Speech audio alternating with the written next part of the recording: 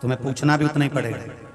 भगवान से प्रार्थना करना कि प्रभु इतनी कृपा जरूर करना, मेरे विश्वनाथ, मेरे भोलेनाथ, मेरे त्रिकालदर्शी, मेरे कैलाशी, मेरे अविनाशी, इतनी दया जरूर करना कि ऐसी कृपा करना मैं मेरे बेटे की जब शादी करूं तो मुझे लड़की वालों से कोई धन ना लेना पड़े, मैं खुद आगे रहकर उस बेटी की भी शादी का खर्चा खुद कर दूं, ऐसा बनाना। हमें ऐसा मत बनाना कि हमें किसी से आशा रहे। हैदराबाद की कथा में कहा था, विश्वास सब पर करो, तुम्हारे कुटुंब पर, तुम्हारे कबीले पर, तुम्हारे रिश्तेदारों पर, तुम्हारे नातेदारों पर, तुम्हारे परिवार वालों पर विश्वास सब पर करो। और शिव महापुराण की कथा कहती है, भरोसा केवल देवाधिदेव महादेव पर करो कि वो मुझे संभाल लेगा। हम विश्वास करने की मना नहीं करते, अगर विश्वास नहीं करोगे, देखो एक सेठ को भी नौकर पर विश्वास करना पड़ता है कि हाँ वो कर रहा होगा, भले वो गलती कर रहा है, तुम जानते हो, सब तुम्हें मालूम है कि तुम्हें ऐसा, फिर भी तुम उसको संभाल कर चल रहे हो। उसका कारण है कि विश्वास कर कर चलना पड़ेगा।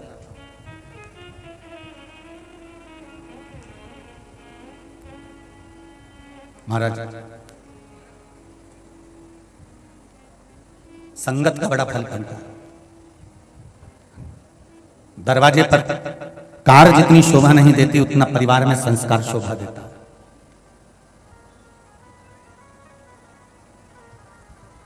एक कौवा उड़ते उड़ते मानसरोवर पर आ गया। बहुत सारे हंस बैठे हुए थे। सारे हंसों ने कौवे से कहा, यह मानसरोवर है, यहां केवल हंस रहते हैं, आप क्यों आए? यहां आपका कारण क्या है आने का? क्या काम है तुम्हें यहां पर जो तुम आ गए? कौवा बोला, भाई देख, तू भी पक्षी है और मैं भी पक्षी हूं, बस अंतर इतना है कि तू गोरा है और मैं, अरे जम के तो बोलो, काला। अंतर केवल इतना हैं, तो एक ही समाज के ना, हैं तो एक ही जात के, हैं तो पक्षी। हाँ, तो उसमें दिक्कत क्या होगी? अगर मैं यहाँ मानसरोवर में आ गया तो फिर तकलीफ क्या है, क्या कष्ट है? हंस ने कहा, भाई देख, ये मानसरोवर है और यहाँ पर केवल सत्संग करने वाले हंस ही रहते हैं। कौवे तो यहाँ से चले जाए। कौवा नहीं गया। कौवा जिद कर कर अड़कर वहीं बैठा रहा। कौवा गया ही नहीं। एक हंस की कौवे से दोस्ती हो गई, कौवा वहां रहने लगा। 4-6 दिन निकले, कौवे को भूख लगी तो उसने हंस से कहा, भाई मुझे भूख लगी है, कुछ खाने का दे दे। हंस क्या चुकता था? मोती।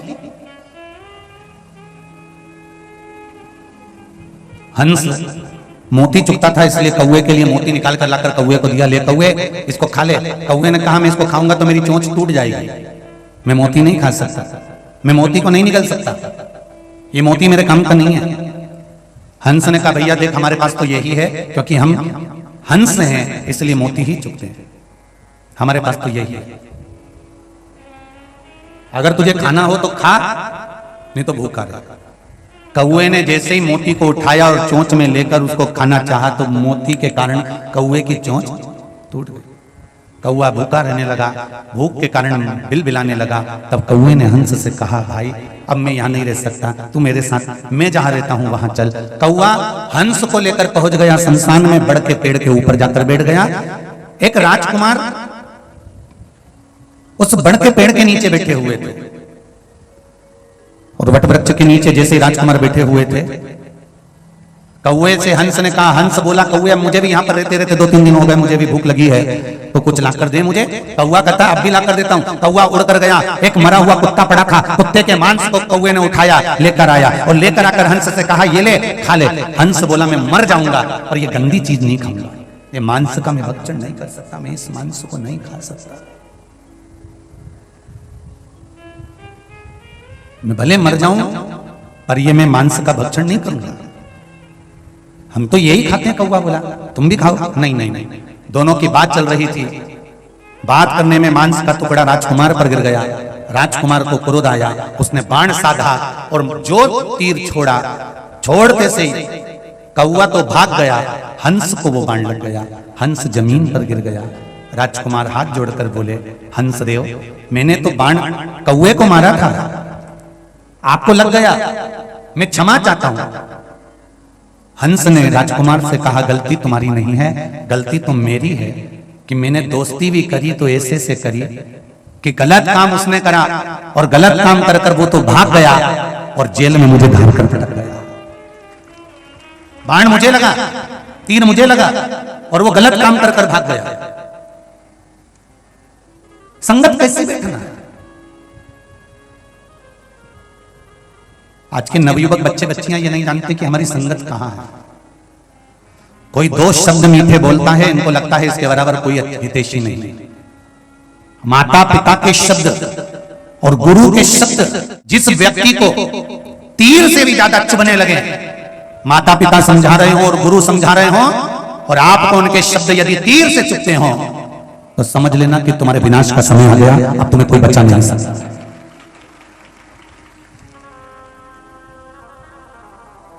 जिस बेटे बेटियों को, चाहे राज सत्ताधारी हो, चाहे संसार का कोई भी मनुष्य हो,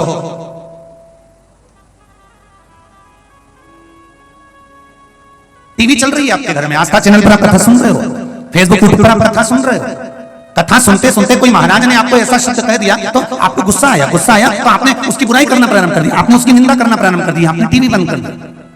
पर आपने ये विचार नहीं करा कि महाराज कथा कर रहे हैं और कथा मुझ पर लाद कर रही है, मतलब मुझ में कुछ ना कुछ कमी रह गई है, मुझ में कुछ ना कुछ कमी है जिसको मुझे ढूंढना है, उसे मुझे छाट।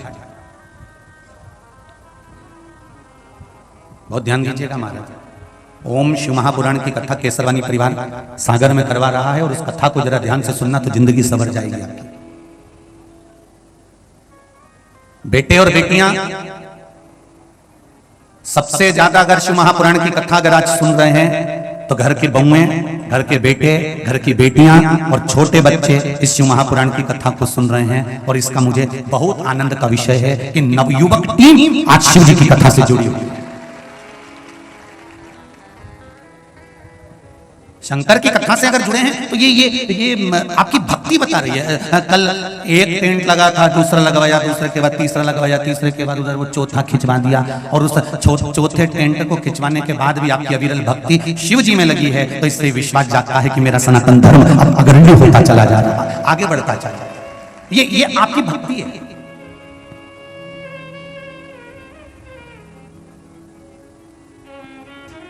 माता पिता के वचन, माता पिता के शब्द और गुरु के शब्द जब आपको तीर जैसे चुभने लगे, वो समझा रहे हैं, आप उनको बुरा समझ रहे हो, वो आपको समझाने का प्रयास कर रहे हैं, आप उनको अपशब्द कह रहे हैं। अरे मम्मी तुम समझती नहीं हो, अरे पापा आपको मालूम नहीं है, गुरुजी आप जानते नहीं हो, आप तो अपने आश्रम में रहते हो, अपनी जगह पर रहते हो, कमरे से बाहर नहीं निकलते, जमाना कैसा है आपको क्या मालूम।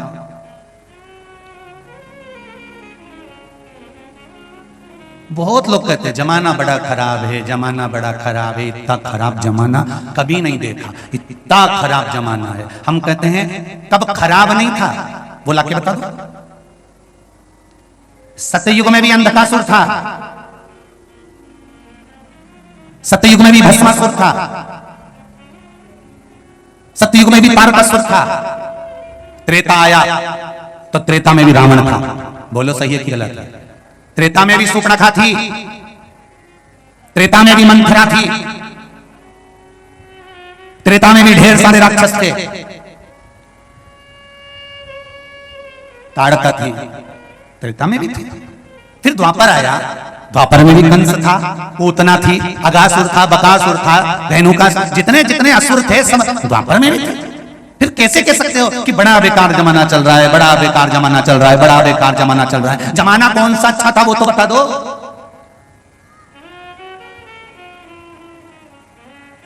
रावण था तो मेरे राम भी थे, कंस था तो मेरे कृष्ण भी थे, और आज के समय में अगर जमाना बेकार है तो मेरा शंकर आज भी विद्यमान है। अच्छा तो देखो, हम पूरी जिंदगी बस यही रोते रहे, जमाना बड़ा बेकार हो गया, बड़ी तकलीफ है, जमाना बड़ा बेकार हो गया, बड़ी तकलीफ है। हम जमाने का रोना रोते रहे। कभी ये विचार करा कि रावण था इसलिए मेरे राम जी को आना पड़ा, कंस था इसलिए मेरे कृष्ण को आना पड़ा, और जमाना आज भी अगर बेकार है तो मेरे महादेव को आना पड़ा। ये सोचना चाहिए कि मेरे शिव क्यों पधारे हैं, मेरे शंकर का आनंद क्यों है, क्यों राम, क्यों कृष्ण, क्यों शिव की भक्ति करना चाहिए।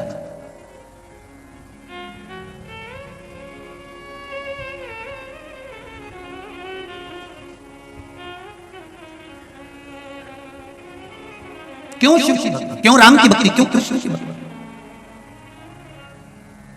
अच्छी संगत में बैठो, अच्छा फल मिलेगा जरूर। राहु देवता था कि असुर था? जम के बोलो। असुर था। राहु असुर था, राक्षस था, असुर था। करा क्या था उसने?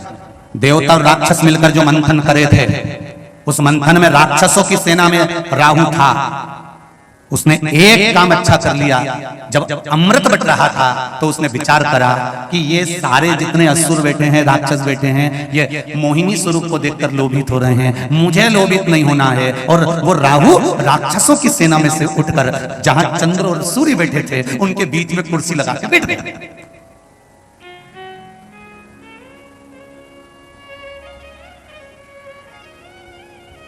राहु असुर राक्षस जहां चंद्र सूर्य बैठे उनके बीच में जाकर कुर्सी लगाकर बैठ गए और अमृत बटने लगा। और बटते बटते अमृत राहु को भी मिल गया। मिलते से ही चंद्र और सूर्य ने जैसे राहु ने पिया तो कह दिया ये तो असुर है, ये राक्षस है, और भगवान ने उसका गला काट दिया। संगत का फल क्या मिला कि अमृत पीने को मिल गया। और वो राक्षस राहु, असुर राहु अमृत पीने के कारण, देवताओं के साथ बैठने के कारण 9 ग्रह देवता की गिनती में आ गया। और आज भी लोग उसे राहु के नाम से पूजने लगे। ये राहु है, ये केतु है, 9 ग्रह देव बन गया वो। केवल देवताओं के साथ कुर्सी लगाकर बैठा था, इसलिए 9 ग्रह देवताओं में उसकी पूजन होने लगी। बोलो होती है कि नहीं होती पूजन? चंद्र की पूजन होगी, बुद्ध की पूजन होगी, मंगल की पूजन होगी, शनि की पूजन होगी, बृहस्पति की पूजन होगी, शुक्र की पूजन होगी, तो राहु और केतु की भी पूजन होती है। केवल देवताओं के साथ जाकर बैठा इसलिए देव बन गया।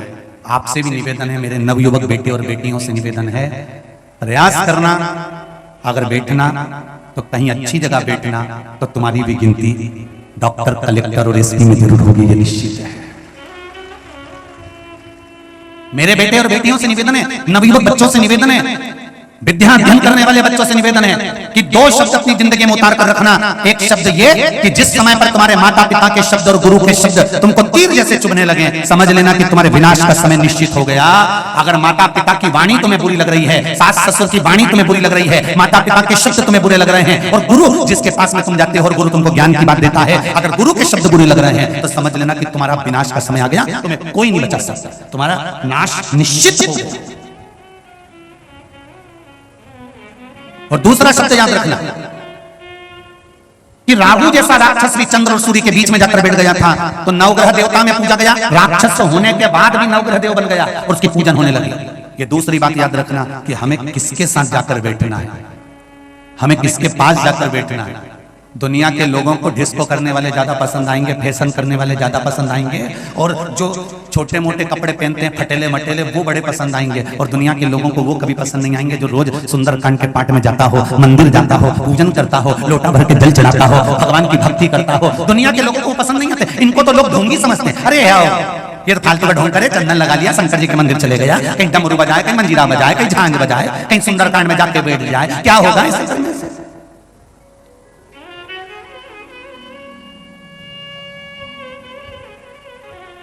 क्या होगा शिव जी को जल चढ़ाने से?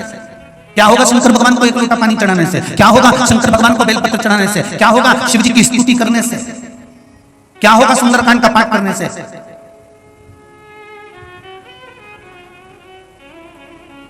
क्या होता है 1 लोटा जल चढ़ाने से? क्या होता है बेलपत्र चढ़ाने से? क्या होता है श्री शिवाय नमस्तुभ्यम बोलने से?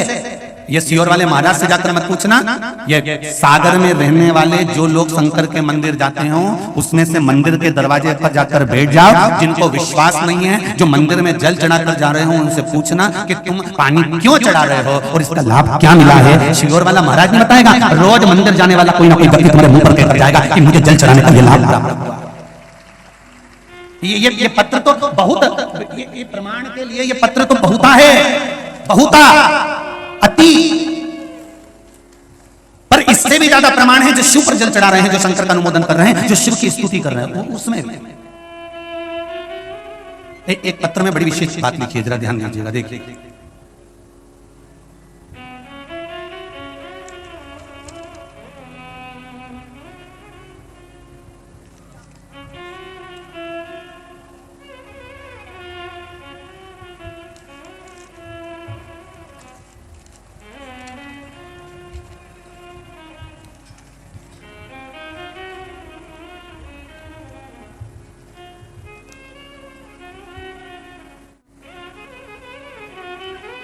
गायत्री चतुर्भुज तिवारी, केला माता मंदिर, तिलीवाड़, सागर।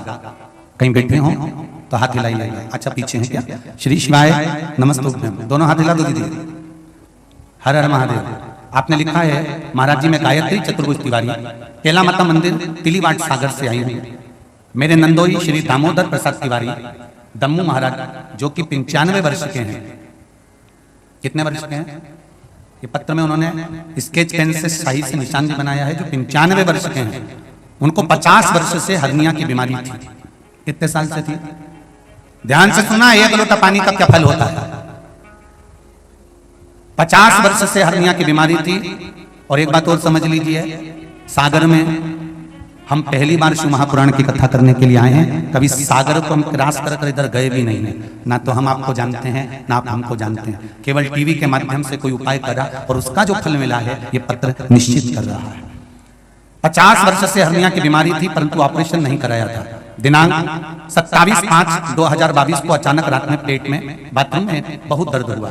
डॉक्टर को दिखाया तो डॉक्टर ने दोनों तरफ हर्निया का ऑपरेशन एवं बाथरूम का ऑपरेशन करने का बताया। डॉक्टर ने 3 ऑपरेशन करवाना बताया। कहा जल्दी से जल्दी ऑपरेशन कराना होगा। 31/5/2022 को उनको मेडिकल कॉलेज सागर में ऑपरेशन के लिए भर्ती कर दिया। और उनकी बहू शिवजी को जल चढ़ाकर उनका जल उनको देती रही।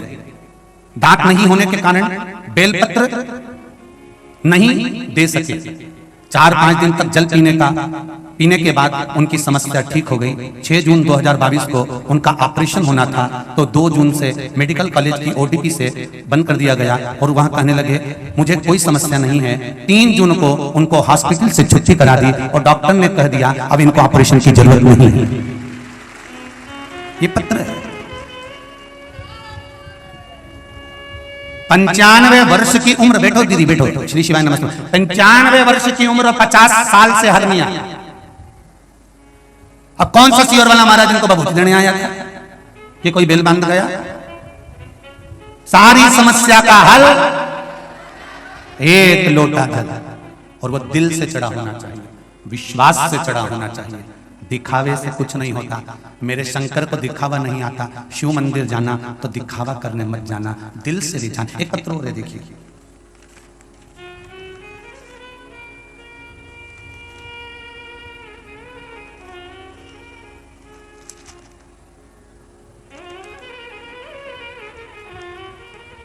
मेरा नाम मोनिका मिश्रा है। मैं पंडित दीनदयाल नगर, मकरोनिया, सागर, मध्य प्रदेश से हूँ। मेरी माँ के लिए वर्णन करना चाहूंगी। कहीं बैठी हो तो हाथ हिलाइएगा। मोनिका मिश्रा, पंडित दीनदयाल नगर, मकरोनिया, सागर। बैठी हैं कहीं? अच्छा आती हैं। हर हर महादेव। एक गठान हो गई थी मेरी माता को। डॉक्टर को 4 दिसंबर 2021 को दिखाया। डॉक्टर ने ऑपरेशन का कह दिया था। गुरुजी आपने बताया था कि कुंदकेश्वर महादेव का उपाय करना। मेरी मां ने कुंदकेश्वर महादेव के नाम से शिवजी को जल चढ़ाकर फिर श्री कुंदकेश्वर महादेव के नाम से जल का पान किया। और उसका वर्णन यह हुआ कि जो गठान हो गई थी वो गठान 3 दिन के अंदर पूरी फूट गई, गल गई। अब मेरी माता के शरीर में गांठ नहीं है। डॉक्टर को दिखाया तो कहते हैं गांठ निकल चुकी है। ऑपरेशन नहीं करवाना पड़ेगा। बैठो आप। श्री शिवाय नमस्ते। शिव कृपा किसको कहते हैं?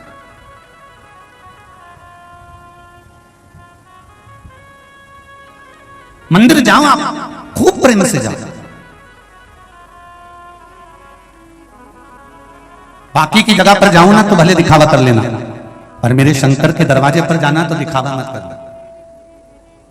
दिखावे की जरूरत नहीं है शिव महापुराण में। शंकर के मंदिर में दिखावे की जरूरत नहीं है, वहां तो दिल लेकर जाना।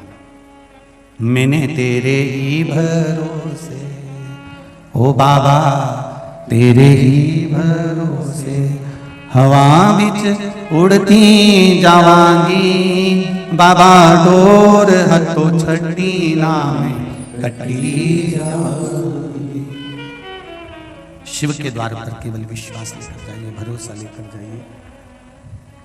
जब विश्वास और भरोसा लेकर जाओगे तो ये निश्चित है कि बाबा सुनेगा, सुने। जितने भी इस शिव महापुराण कथा को पंडाल में बैठकर सुन रहे हो, चाहे आस्था चैनल पर सुन रहे हो, चाहे फेसबुक यूट्यूब पर सुन रहे हो, एक बार दिल से बाबा से कहकर इस कथा का रसतत्व ग्रहण करो। दिल से कहकर बाबा से विनती करो कि बाबा, मैंने बहुत सुना है कि शिव महापुराण की कथा सुनो तो कार्य सफल होता है। बस मेरे मन का मनोरथ ये है, इसको पूर्ण करना। उससे कहो।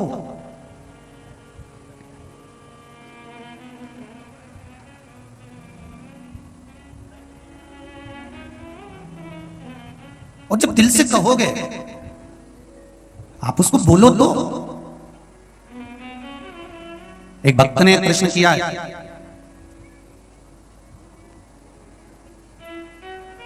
कि हमारे गुरुजी कहते हैं, एक भक्त कह रहा है व्हाट्सएप पर, ऑफिस में मैसेज गया होगा तो वहां से आशीष जी के पास में पत्र आया, तो उसमें उस मैसेज में लिखा है कि हमने जिन गुरुजी से गुरु दीक्षा ली है, गुरु मंत्र लिया है, वो गुरुजी कहते हैं कि भगवान से कभी कुछ नहीं मांगना चाहिए।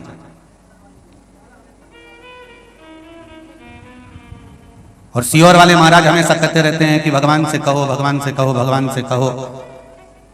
तो फिर हम उनकी सुने कि इनकी सुने? तो हमारा निवेदन है, जिसने आपको गुरु मंत्र दिया है आप उसकी सुनो।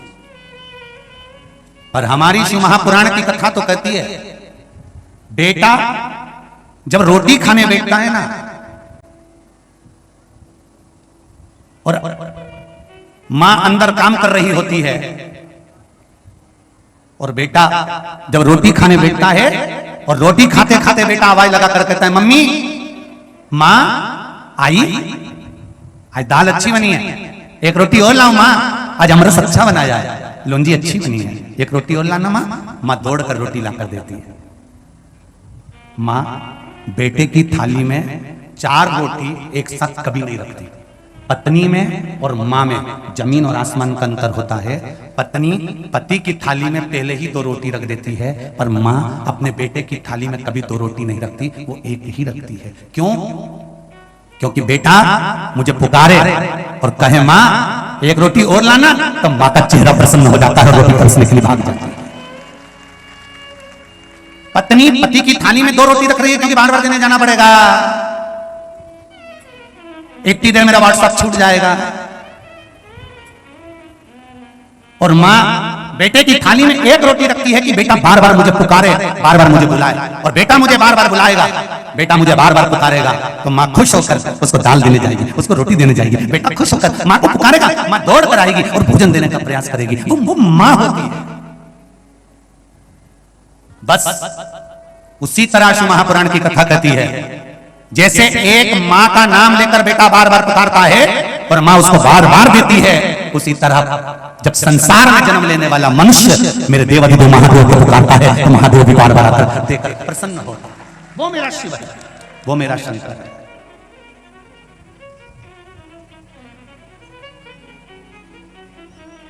फिर उसने एक प्रश्न और किया। अरविंद जी व्यास जिसने ये मैसेज भेजा है कानपुर से, आपका मैसेज हमें मिल गया था, उसका एक उत्तर हम दिए हैं। और दूसरा प्रश्न है आपका कि हमारे गुरुजी कहते हैं कि एक जगह बैठकर तप साधना करो, बैठकर माला करो, एक जगह बैठकर भजन करो, एक आसन से बैठकर मंत्र जाप करो। और सीहोर वाले महाराज कहते हैं चलते फिरते भगवान का भजन करो, स्मरण करो। तो हम किसके कहने पर चले? अरविंद जी व्यास कानपुर वालों से निवेदन है, आपके गुरुजी ने जो कहा है आप उनके अनुसार चलो। और शिव महापुराण की कथा कहती है कि एक माँ के दो पुत्र, एक 13 साल का है, एक 4 साल का है, दोनों को भूख लग रही है। दोनों ने कहा माँ भूख लगी है। 13 साल के बेटे को माँ ने थाली में रोटी लगाकर, सब्जी रखकर, अचार रखकर दे दिया। 4 साल के बेटे को माँ ने थाली में भोजन नहीं दिया है। 4 साल के बेटे को माँ ने रोटी में घी लगाया, नमक लगाया, रोल बनाया, फिंगर बनाया, गुट्टा बनाकर उसके हाथ में पकड़ा दिया। 4 साल का बेटा माँ का पल्लू पकड़कर माँ के पीछे पीछे जा रहा है, रोटी खाते जा रहा है। 13 साल का बेटा एक जगह पर बैठकर, एक आसन पर बैठकर रोटी खा रहा है। हमें भगवान से कहना है कि हमें 13 साल के बेटे जैसा मत बनाना कि एक जगह बैठकर हम तेरा व्रत कर सकें, एक जगह बैठकर तेरी साधना कर सकें, तेरा तप कर सकें, तेरी आराधना कर सकें। हम में इतना बल नहीं कि हम एक जगह बैठ सकें। हमें तो 4 साल के बेटे जैसे बनाकर रखना कि माँ के पीछे जाता जाता और खाता जाता। हमें तो 4 साल के बेटे जैसे बनाकर रखो, 4 साल के बेटे जैसा बनाकर रखना कि चलते फिरते तेरा भजन करें, चलते फिरते तेरा स्मरण करें, चलते फिरते तेरा नाम जपे। दुकान खोले तो राम कहें, दुकान से जाए तो राम कहें, दुकान को प्रणाम कर कर ताला लगाकर जाए तो राम कहें, और जहां बाइक चलाते चलाते भी मंदिर के सामने से निकल जाए तो हर हर महादेव कहें। बस ऐसा चलता फिरता बनाकर रखना। हमें 4 साल के बेटे जैसा बनाकर रखना, हमें 13 साल या 14 साल के बेटे जैसा मत बनाना। हम संत नहीं, हम साधु नहीं, हम सन्यासी नहीं, हम तपस्वी नहीं, हम साधक नहीं, हम व्रती नहीं, हम नियम धारण नहीं कर सकते, हम बहुत बड़े नहीं बन सकते। हमें तो छोटा बनना है। और संसार में जितने छोटे बनकर चलोगे उतने सुखी रहोगे।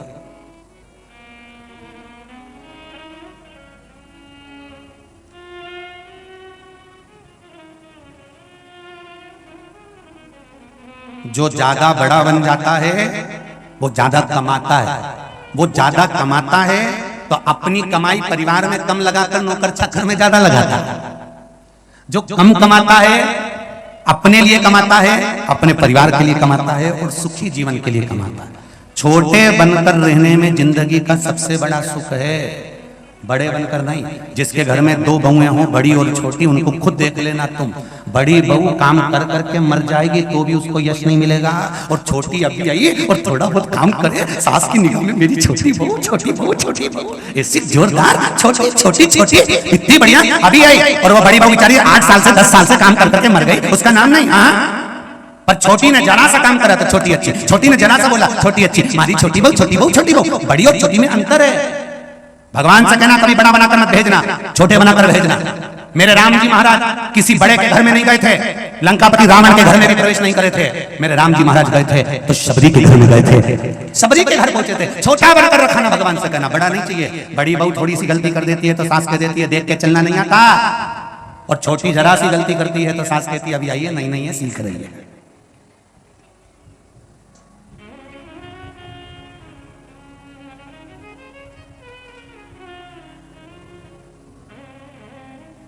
छोटे बनकर। तो जिन्होंने प्रश्न किया वो अच्छे से सुन लेना। शिव महापुराण की कथा कहती है चलते फिरते भजन करिए, नाम जाप करिए, स्मरण करिए, कीर्तन करिए, मंत्र जाप करिए, चलते फिरते श्री शिवाय नमस्तुभ्यम जपिए, श्री शिवाय नमस्तुभ्यम, या पंचाक्षर नमः शिवाय या षडाक्षर ओम नमः शिवाय जपिए। दिल से जपिए और दिल से पुकारो, दिल से।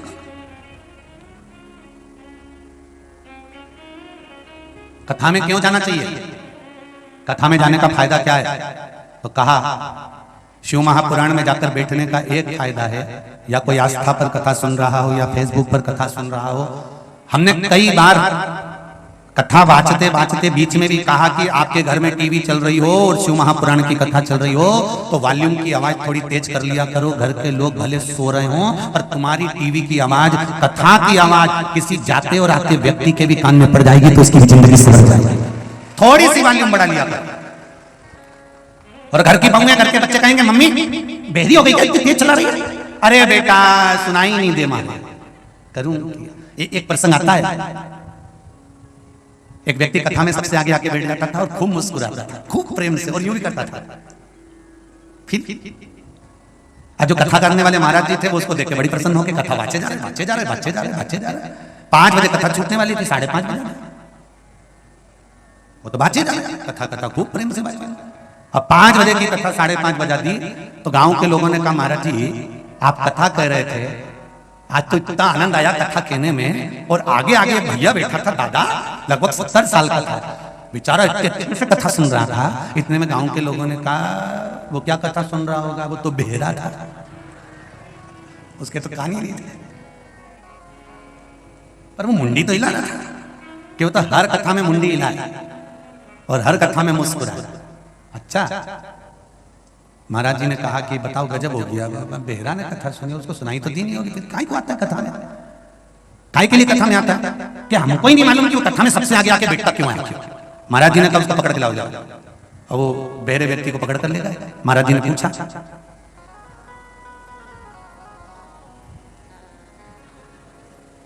अब बोले भी तो कोई फर्क न पड़े, तो महाराज जी ने देखा कि ये सुनने वाला तो है नहीं, फिर भी महाराज जी ने 1-2 शब्द तो उनको जिसका अंदाजा रहता है बात करने की बहरे व्यक्ति से वैसी, तो इन्होंने फिर बोला कहां से आए हो। महाराज मुस्कुरा, कहां से आए हो।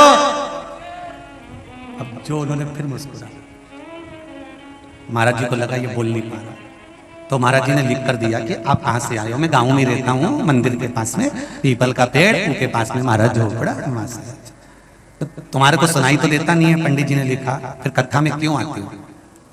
गांव के व्यक्ति ने जो जवाब दिया है उसने कहा मैं कथा सुनने मेरे लिए नहीं आता क्योंकि मुझे तो सुनाई देता नहीं, मैं तो मेरे बेटों के लिए कथा सुनने आता हूं।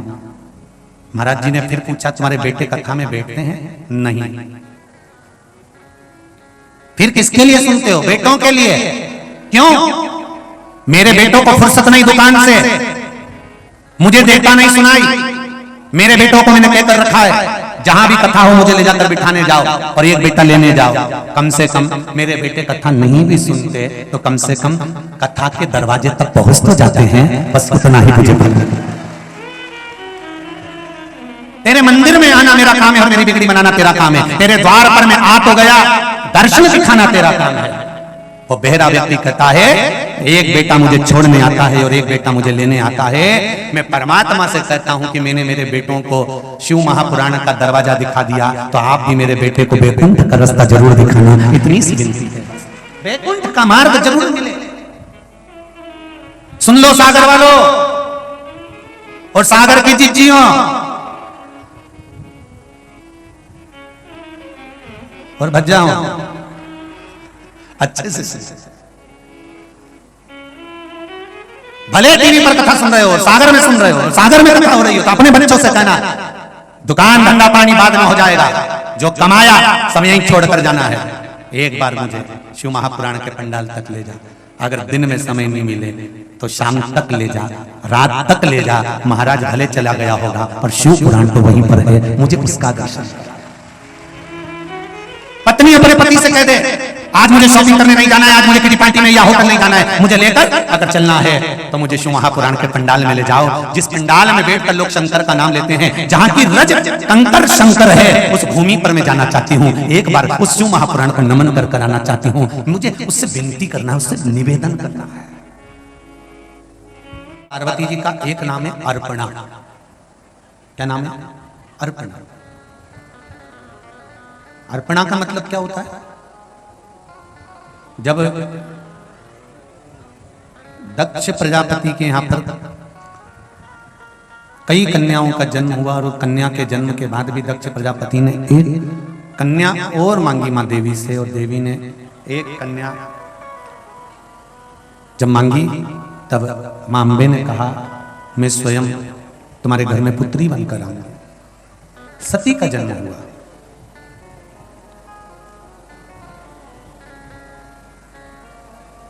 सती मैया जब जलकर भस्म हो गई, क्रोध आया बाबा को, यज्ञशाला विध्वंस हो गई। जो सती माता जलकर भस्म हुई थी वही हिमालय राज के घर में मीनावती के यहां पार्वती बनकर जन्मी। देवऋषि नारद ने वर्णन किया कि इनका जो पति होगा वो भस्मी रमाने वाला, जटाजूट बांधने वाला, मृगछाला पहनने वाला, बागंबर धारण करने वाला। तब यदि ये शिवजी की भक्ति कर ले और शंकर को यदि राजी कर ले तो शंकर भगवान उनके पति बन सकते हैं।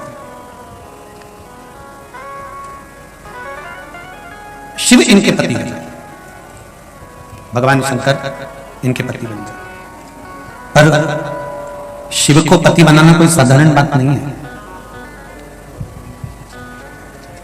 दुनिया के लोगों को प्रसन्न करना और उनको प्रसन्न कर कर अपना कोई काम करा लेना एक अलग बात है।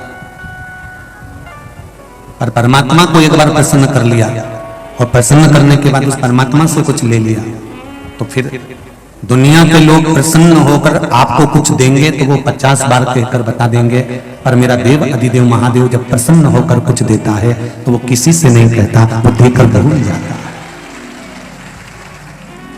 शंकर देकर कभी नहीं कहते कि मैंने दिया,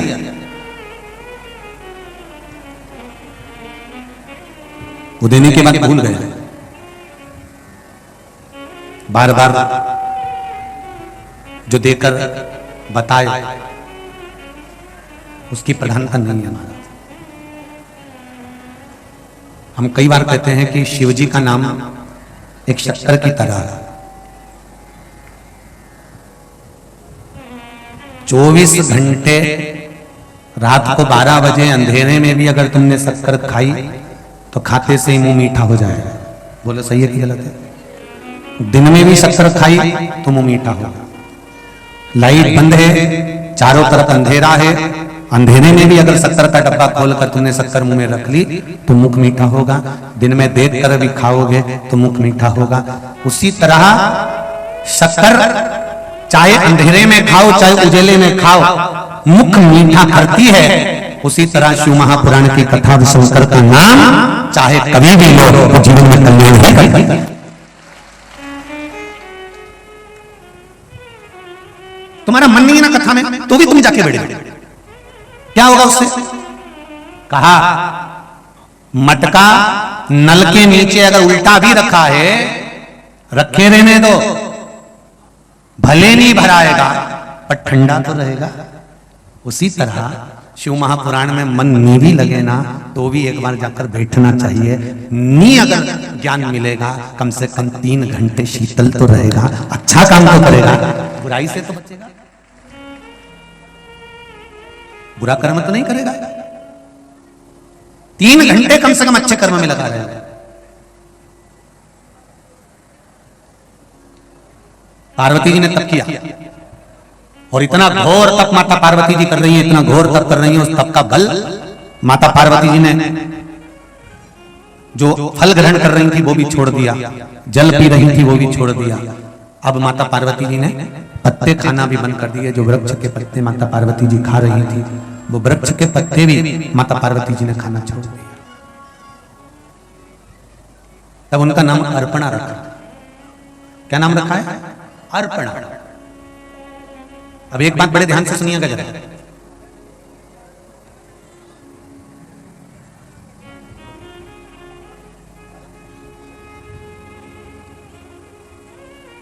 एक बार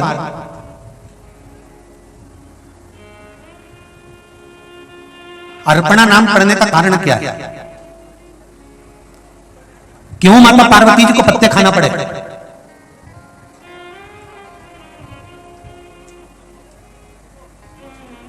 भाई शंकर भगवान के सिर पर गंगा जी है तो शंकर भगवान के सिर पर गंगा जी है मतलब कुछ ना कुछ तो बात है, इसलिए शिव सिर पर गंगा है।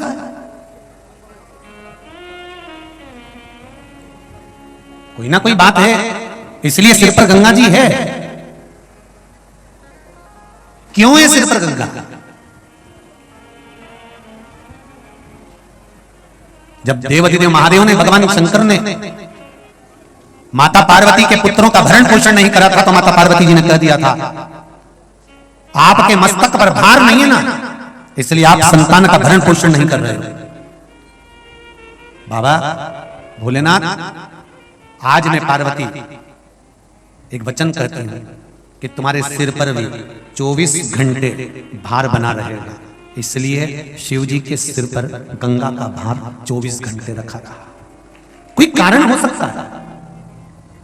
माता जानकी अगर रावण की कैद में पड़ी है तो उसका भी कारण है कि उन्होंने अपने पिंजरे में एक चिड़िया को कैद कर रखा था, तोती को कैद कर रखा था, और वो तोती, वो चिड़िया आखिरी में श्रापित कर चली जाती है कि मुझे कैद में रहना पड़ा तो तुमको भी कैद में रहना पड़ेगा।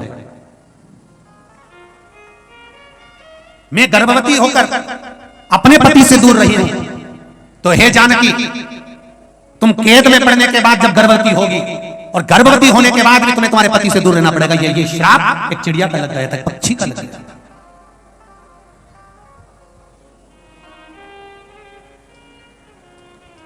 एक प्रश्न किसी ने करा है, उस प्रश्न में किसी ने पूछा है कि हमने सुना है कि गर्भवती नारी, हम अगर मंदिर जाते हैं शिव जी के तो गर्भवती नारी शिव जी के मंदिर ना जाए, ऐसा किसी ने बता दिया। तो क्या गर्भवती नारी शंकर का आराधना नहीं कर सकती है?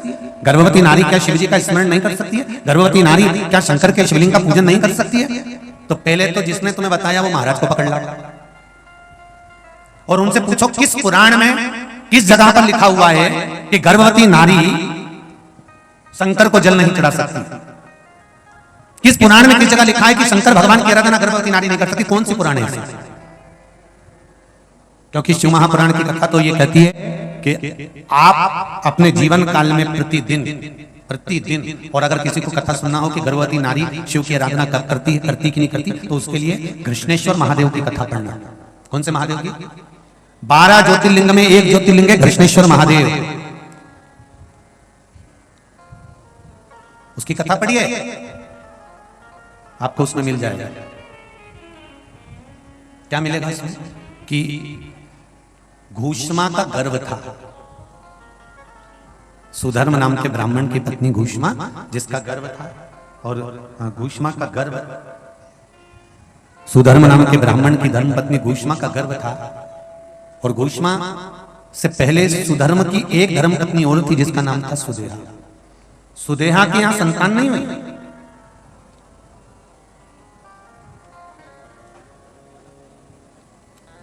जब सुदेहा की यहां संतान नहीं हुई तब सुधर्म ने अपनी धर्मपत्नी घूष्मा से कहा, घूष्मा एक काम करो, अगर तुम्हारे गर्भ से संतान चाहिए तो तुम शंकर भगवान की आराधना करना प्रारंभ करो। घूष्मा ने प्रतिदिन एक बालू का शिवलिंग, मिट्टी का शिवलिंग बनाया, पार्थिव शिवलिंग बनाया, उसकी पूजन करना प्रारंभ करी।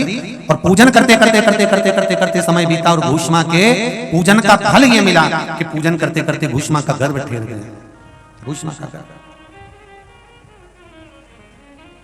महाराज जब घूष्मा का गर्भ ठहर गया, संतान गर्भ में आ गई, घूष्मा ने तब कहा कि अब मेरे से ये पार्थिव शिवलिंग बनता नहीं, बैठ के बनता नहीं, क्या करूं मैं? पति ने कहा जो नजदीक का शिव मंदिर हो उस शिव मंदिर में जाकर मात्र शिवलिंग का स्पर्श कर लेना। आप में से कितने लोग हैं जो शंकर जी के मंदिर में जाकर चंदन की 3 उंगलियां शिवलिंग पर घुमाते हैं? घुमाते हो ना शिवलिंग पर 3 उंगली? तो ये 3 उंगली घुमाने का फल क्या है? क्या फल है? इस शिवलिंग पर ये 3 उंगली घुमाई जाए तो इसका फल क्या है? तो आपको लगेगा भगवान शंकर को त्रिपुंड लगाना है।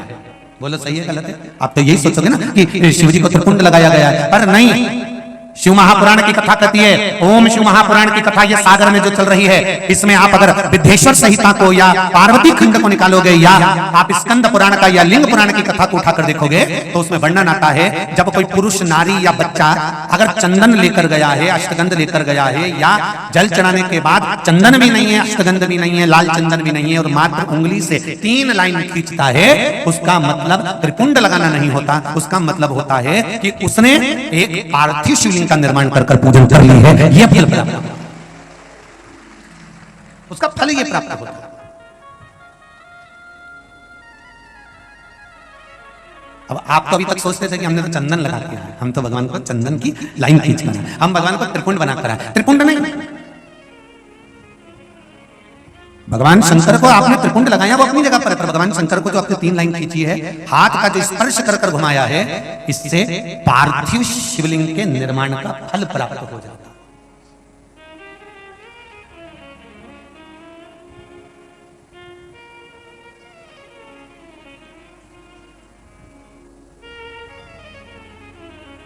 विशेष जब कामना रहती है, विशेष कामना, आज आपका मन कर गया 108 चावल के दाने मेरे को शिव जी को चढ़ाना, 108 चावल के दाने मुझे आज शंकर भगवान को चढ़ाना, विशेष आज आपके मन में कोई मनोरथ बड़ा है, कोई कामना बड़ी है और बाबा से आपने विनती करी कि मेरा ये कार्य अटक रहा है, आप पूरा करोगे, मुझे विश्वास है। 108 चावल के दाने चढ़ाना, आपने चंदन लगाया, हाथ की हथेली पर 108 चावल के दाने जो घर से गिनकर लेकर गए हो उसको हथेली में रखा, एक एक चावल का दाना नहीं चढ़ाया, हथेली में रखकर जो विशेष कामना, जैसे किसी कर्मकांडी ब्राह्मण से पूछा जाए पूजन होने के बाद में विशेष अर्घ दिया जाता है, विशेष अर्घ,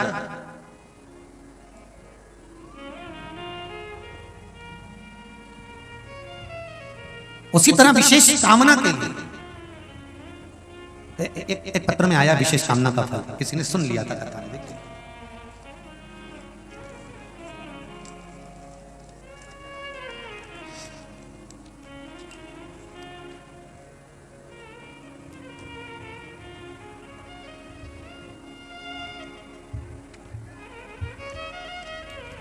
शादी की पत्रिका भी भेजी, तुम इतने सारे मत चले जाना हो।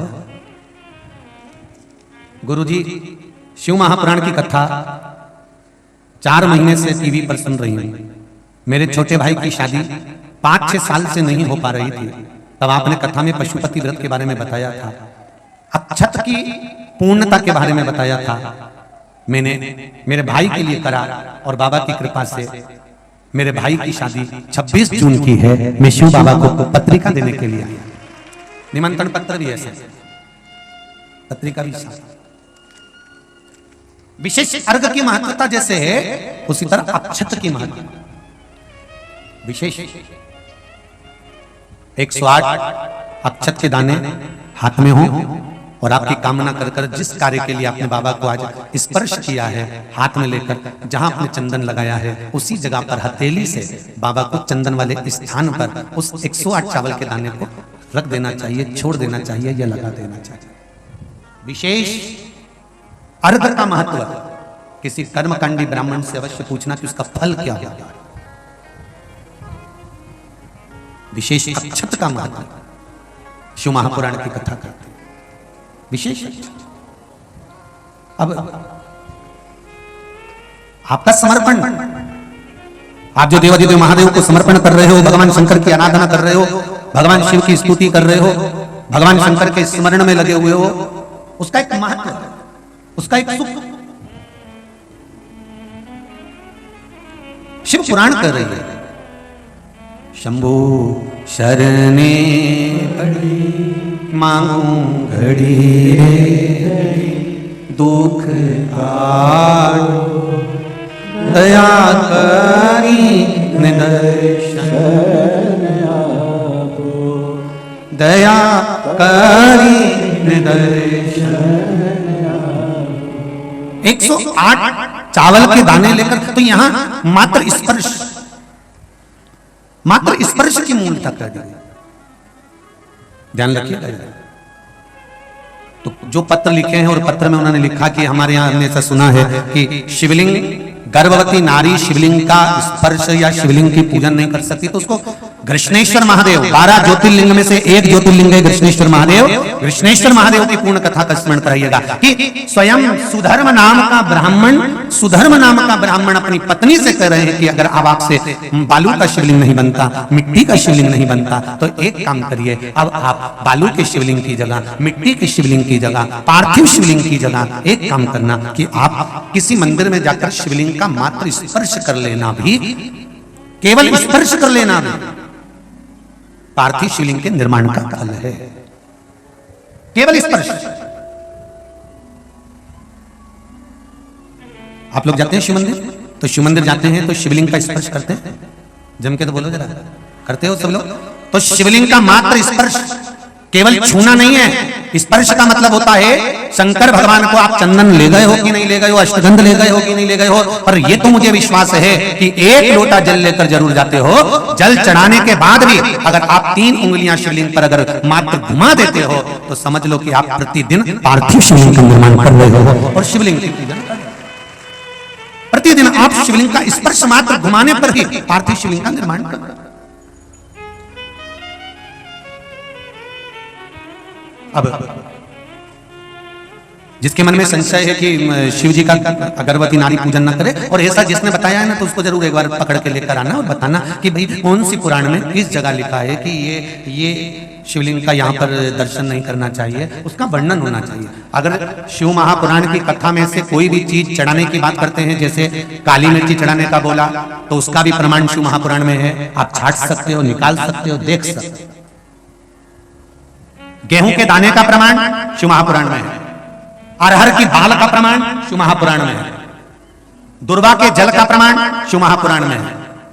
डाब के प्रमाण शिव महापुराण में है। चावल का प्रमाण शिव महापुराण में है। कौन कौन सी चीजों से भगवान शंकर के शिवलिंग का निर्माण होता है, यहां तक वर्णन करा गया कि भस्म से निर्मित शिवलिंग का भी पूजन हमारे यहां शिव महापुराण में वर्णन है।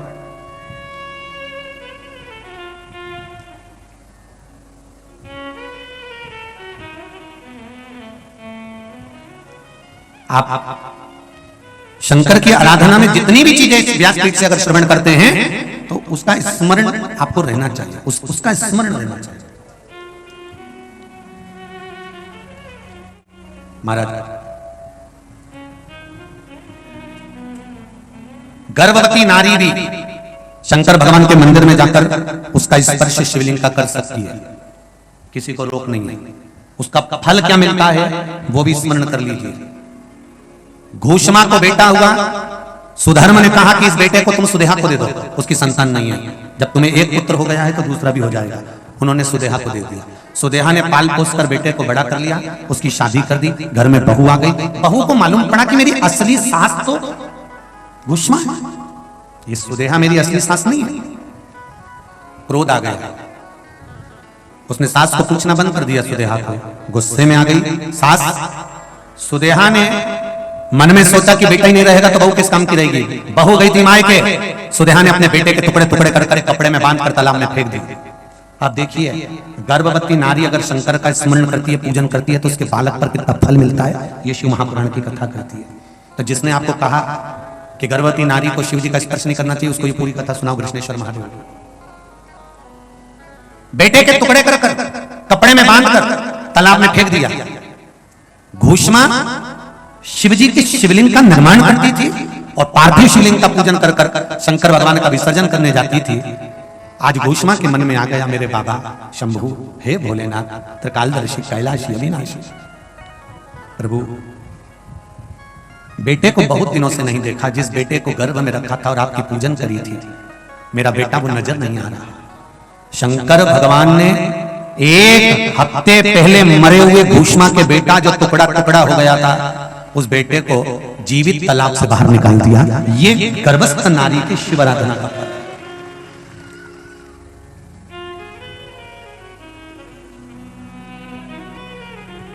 फिर कहेंगे शक्कर रात को खाओ तो भी मीठी लगेगी, दिन में खाओ तो भी मीठी लगेगी। शिव नाम, शिव महापुराण की कथा आपकी मर्जी पड़े तब श्रवण करो।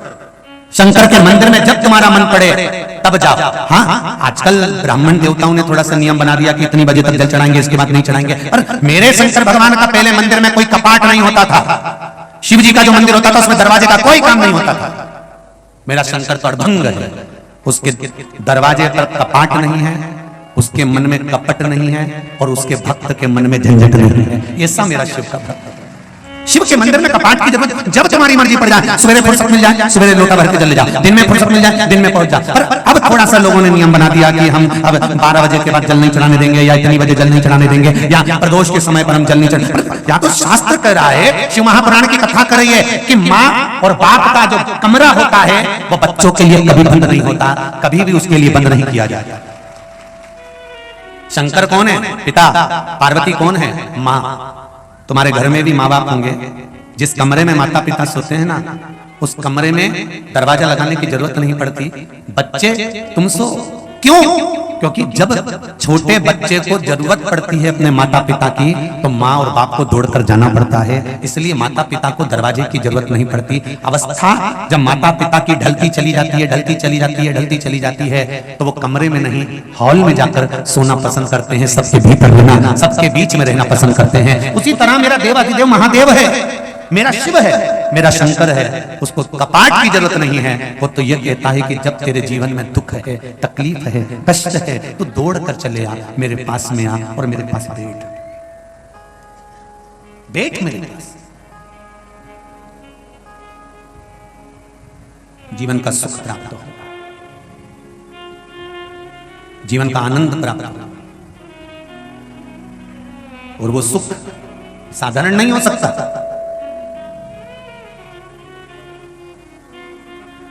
मेरे भोले तेरी नौकरी सबसे बढ़िया है, सबसे खरी। भोले बाबा तेरी चाकरी सबसे बढ़िया है, सबसे खरी। मेरी किस्मत का जब गुल खिला, तब जाकर के ये दर मिला। मेरी किस्मत का जब गुल खिला, जाकर के दर मिला। मिल गई मुझको चौखट तेरी सबसे बढ़िया है, सबसे खरी। भोले बाबा तेरी नौकरी सबसे बढ़िया है, सबसे खरी। माता पार्वती का नाम अर्पणा रखा। अर्पणा रखने का कारण केवल इतना है कि उनको पत्ते खाना पड़ा। क्यों? एक बार बाबा भोलेनाथ अघोरी बन गए। अघोरी मतलब भस्म रमाई, जटा बांधी, शरीर पर काले वस्त्र धारण कर लिए, एक स्थान पर जाकर मेरे भोलेनाथ जी लेट गए। इंद्र जा रहे थे। इंद्र को अभिमान बहुत था, और इंद्र का अभिमान इतना बढ़ चुका था कि इंद्र किसी को पूछ नहीं रहा था। जाते जाते इंद्र बीच में अघोरी बाबा को देखा, और देखते से इंद्र ने अघोरी को देखकर कहा, ए बाबा हटो यहां से, रास्ता छोड़िए हमको जाने के लिए। शंकर भगवान अघोरी का रूप रखकर बैठे थे, और बैठे बैठे बैठे बैठे बैठे बैठे राम नाम का स्मरण कर रहे थे। हटे नहीं। इंद्र को क्रोध आया, क्रोध आकर वज्र उठाया, और वज्र उठाकर भगवान शंकर को मारने के लिए जैसे हाथ आगे बढ़ाया, शंकर भगवान को क्रोध आया, तीसरा नेत्र खुल गया। जैसे ही तीसरा नेत्र खुला, इंद्र पहचान गया ये तो भोलेनाथ जी हैं। तुरंत इंद्र स्थान छोड़कर भागे। भगवान शंकर का क्रोध पीछे पीछे जाने लगा, और इंद्र आगे आगे भागने लगे। भागते भागते भागते भागते भागते भागते इंद्र देवलोक में जब पहुंच गए, पहुंचने के बाद वहां पर बृहस्पति महाराज मिले। बृहस्पति महाराज ने पूछा, इंद्र कहां भाग रहे हो? तुम कहां भाग रहे हो इंद्र? इंद्र कहते हैं बृहस्पति महाराज से, महाराज गुरुदेव शंकर भगवान का क्रोध आ रहा है, और वो क्रोध मुझे मार देगा। बृहस्पति महाराज ने आकर भगवान शंकर के क्रोध को रोका, रोक कर कहा, प्रभु ये इंद्र है, थोड़ा सा अहंकार आ गया था, आप इसको क्षमा कर दीजिए। शिव जी ने क्षमा करा। इस क्रोध का मैं क्या करूं ये बता, इस क्रोध को मैं क्या करूं? बृहस्पति महाराज ने कहा, इस क्रोध को मैं समुद्र में फेंक देता हूं। भगवान शंकर के क्रोध को ले जाकर समुद्र में फेंक दिया, जिससे बालक ने जन्म लिया जिसका नाम जलंधर हो गया।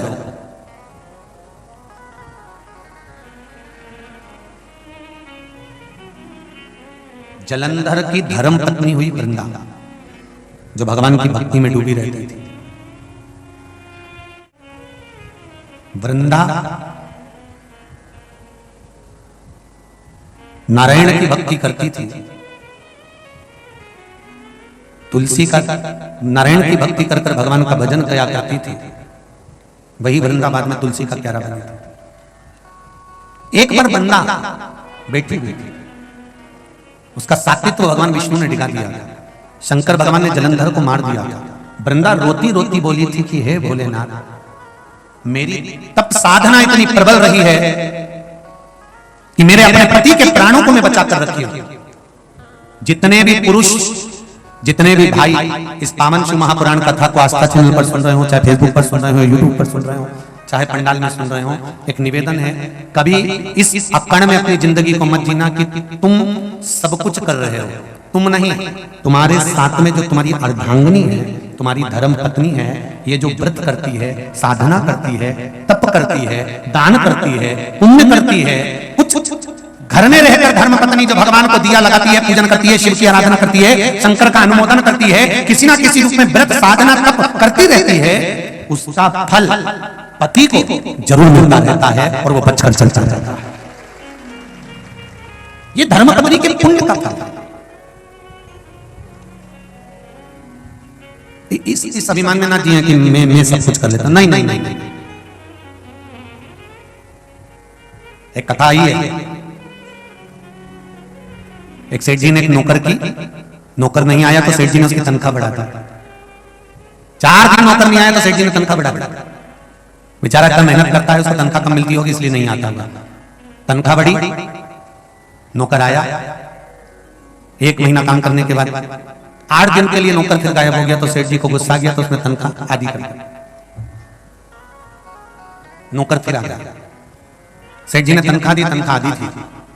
सेठ जी ने नौकर से कहा, क्यों रे, मैंने तुझको तनख्वाह दुगनी कर दी तो तूने मुझे धन्यवाद नहीं दिया, और आज मैंने तनख्वाह आधी कर दी तो भी तो कुछ नहीं बोला।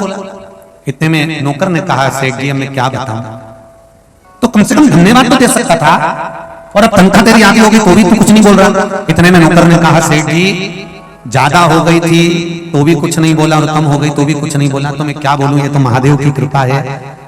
मैं पिछली बार नहीं आया 8 दिन, आपने तनख्वाह मेरी बढ़ा दी।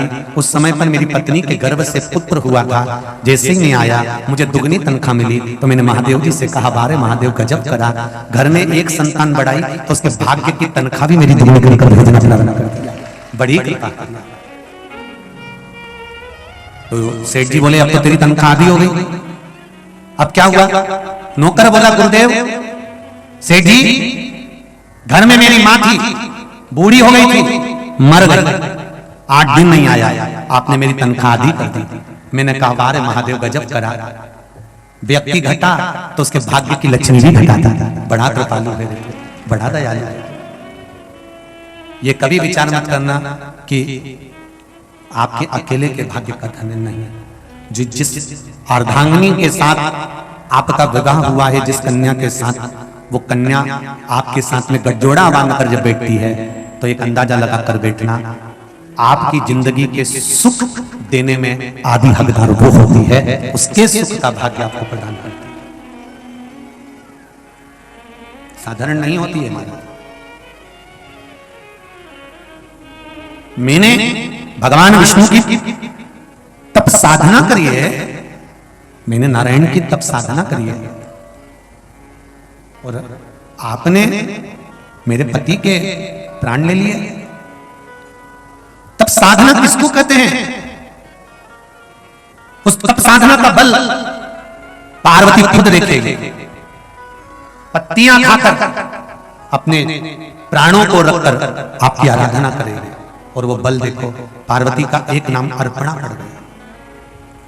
शिवलिंग बनाना, पूजन करना, बेलपत्र समर्पित करना, उसको धारण करना, ये माता पार्वती जी ने हमको सिखाया है कि हमें रोग से मुक्ति कैसे पाना है, हमें लक्ष्मी की प्राप्ति कैसे करना है, हमें वैभव की प्राप्ति कैसे करना है, हमें धन सत्ता कैसे प्राप्त करना है। शंकर भगवान की आराधना कर हम अपने जीवन का कौन सा ऐसा कार्य जो नहीं कर सकते, सब पूर्ण कर देते हैं।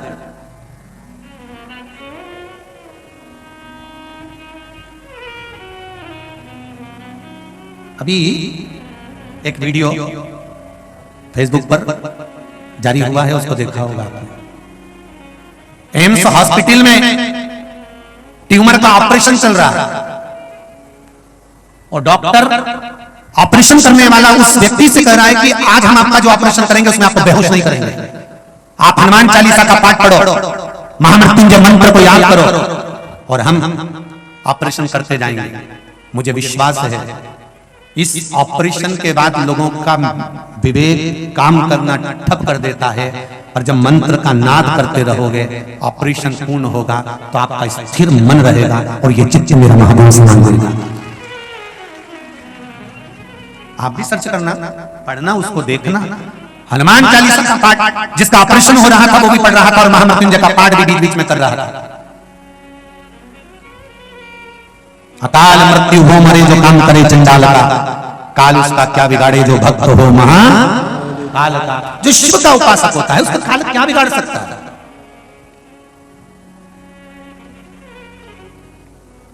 आप शिव की आराधना तो करो, सारी समस्या का हल एक लोटा जल। शिव के मंदिर जाना चालू कर दो, शंकर के द्वार जाना चालू कर दो।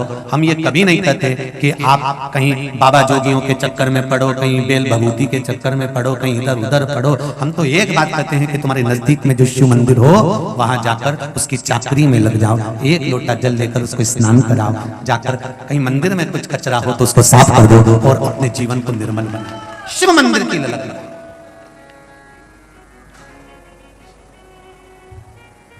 आज सुबह भूतेश्वर मंदिर की टीम है मोहन भैया, वो मंजीरे और डमरू और ढोल लेके आई थी। बड़ा सुंदर बच्चे लोग, जैसे उज्जैन महाकाल में आरती में जो ढोल बजता है और मंजीरे और डमरू बजते हैं, ऐसे वो बच्चे बजा रहे थे। उसको देखकर इतनी प्रसन्नता हुई, इतनी प्रसन्नता हुई कि बाबा देवाधिदेव महादेव की कृपा सागर वालों पर तो है। एक दिल की बात कहना चाहते हैं कि जब वो बच्चे झूम कर अपनी मस्ती में नगाड़े बजा रहे थे और मंजीरा बजा रहे थे और डमरू बजा रहे थे, तो जितने लोग वहां खड़े थे उनका भी हृदय नाच रहा था। बोलो सही है कि गलत है? जितने लोग खड़े थे उनका भी मन नाच रहा था, डोल रहा था, प्रसन्न हो रहा था। तो एक निवेदन तो मैं इस व्यासपीठ से आप सबसे कर सकता हूं कि हमारे सनातन धर्म के मंदिरों में जो आप लोग मशीन द्वारा नगाड़े बजाते हो और घंटी बजाकर मशीन से आरती करते हो, निवेदन है एक ढोल और 2 मंजीरे तो सब मंदिर में बजा सकते हो। एक ढोल 2 जोड़ मंजीरे प्रत्येक शिव मंदिर में रखना चाहिए। और जितने छोटे छोटे बच्चे हैं उनसे निवेदन है, आप मंदिर में जाकर आरती में नहीं खड़े हो सकते, उन बच्चों को ट्रेनिंग देना चाहिए कि छोटे छोटे बच्चे कम से कम सोमवार की सोमवार प्रदोष काल में जब सारे नगर की माताएं पशुपति व्रत करने शाम को आती हैं, उस समय पर देवाधिदेव महादेव की जब आरती हो तो आप ढोल बजाओ और मंजीरा बजाकर शिव जी की आरती। ये मशीनों से देवता की आरती का विधान किसी पुराण में नहीं लिखा है। तुमने भगवान की आरती को मशीनों पर लाकर छोड़ दिया, इसलिए मरते समय तुम्हें भी भगवान ने वेंटिलेटर पर ले जाकर छोड़ दिया। हमें भगवान को मशीनों से बाहर निकालना।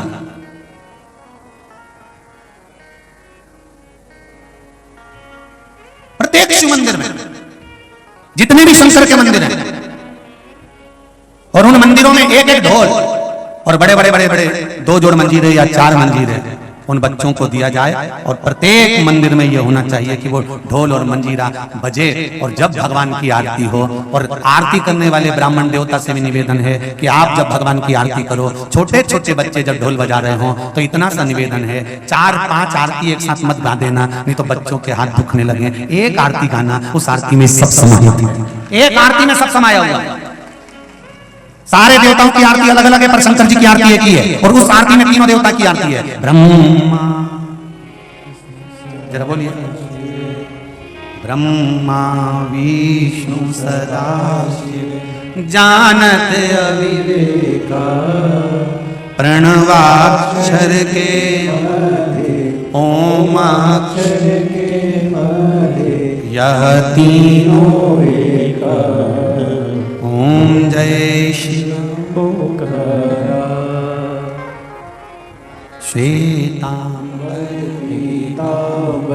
सफेद ब्रह्मा जी, पीला विष्णु जी, श्वेतांबर बागांबर अंगे, ओ भोले बाबा। और देखिए चक्र त्रिशूल, चक्र है, कमंडल है, त्रिशूल है।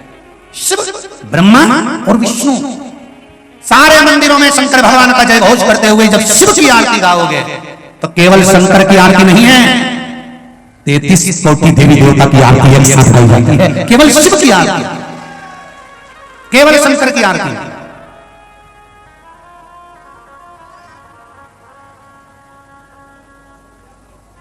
सागर वालों को एक काम सौंपना चाहता हूं, अगर मान ले तो।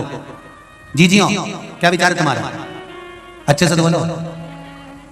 सागर वालों को एक काम सौंप रहा हूं, सागर वालों के साथ में जितने भी लोग कथा सुन रहे हैं आस्था चैनल पर, फेसबुक, यूट्यूब पर, जितनी माताएं पशुपति व्रत करने जाती हैं वो कुछ थोड़ा थोड़ा इकट्ठा कर कर, या पुरुष वर्ग जो या नगर के सेठ हो, गांव के सेठ हो, थोड़ा सा इकट्ठा कर कर एक ढोल, 2 जोड़ मंजीरे, जितने गांव में शंकर के मंदिर हैं उन मंदिरों में देना प्रारंभ करो, और उस मंदिर में आरती आपके ढोल और मंजीरे पर, ढोल और मंजीरे पर आरती। मशीनों के द्वारा जो ढोल और मंजीरे बज रहे हैं, मंदिरों में घंटाल बज रहे हैं, घंटियां बज रही है, उस मशीनों से भगवान की आरती नहीं होना चाहिए। हाँ, कहीं करना हो तुम्हारी मर्जी पड़े वहां पर, पर शिव की आराधना दिल से करो। जब ढोल बजे और मंजीरा बजे और दिल से आप उसको रिझाओ तो वो दिल से हमने देखा है जब वो हरतालिका तीज करती है ना माता, कितने लोग करते हैं रात उठा हरतालिका तीज वाले सब करते हो, तो हरतालिका तीज की जब माताएं करती है ना, तो हरतालिका तीज के दिन रात्रि को माताएं डीजे वीजे नहीं बजाती है। हरतालिका तीज के दिन रात्रि को भजन करते समय माताएं ढोलक और मंजीरा बजा बजाकर जब भजन गाती है ना, तो पूरे मोहल्लों में, गलियों में एक अलग वातावरण उत्पन्न हो जाता है। लोगों को लगता है कि आज हरतालिका तीज का व्रत है, आज साधना हो रही है, आज उपास हो रहा है, आज भगवान का व्रत धारण किया गया। शिव मंदिरों से मशीनों को बाहर करना है, शंकर के मंदिरों से मशीनों को निकाल कर बाहर करना है। हम स्वयं शंकर का भजन करें, यह भाव प्रकट करना।